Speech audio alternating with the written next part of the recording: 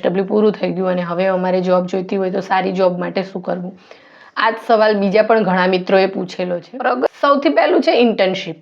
જ્યારે તમે social worker તરીકે ઇન્ટર્નશિપમાં જોડાવ છો ને, તો સૌથી મહત્વનું છે નેટવર્કિંગ. તમે જે સંસ્થામાં ઇન્ટર્નશિપમાં જોડાયા છો ત્યાં તમારું સતત નેટવર્કિંગ કરો. તમને પટ્ટાવાળાથી લઈને ત્યાંના ટ્રસ્ટી, એ સંસ્થાના જે ટ્રસ્ટી છે એ બધા જ ઓળખવા જોઈએ.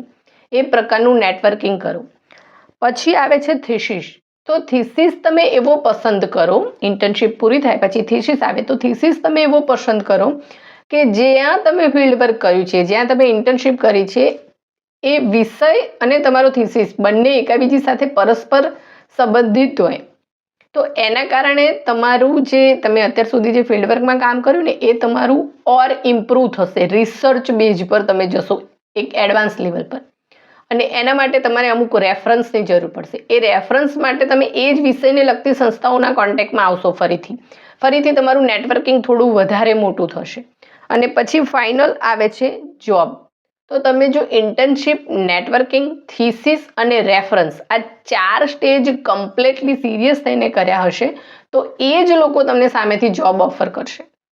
તો જોબ માટે અલગથી કોઈ મહેનત કરવાની જરૂર નથી. તમે તમારું જે 2 વર્ષનું કરિયર છે એના દરેક સ્ટેજ પર સિરિયસલી કામ કરો તો જોબ આપોઆપ આવી જશે.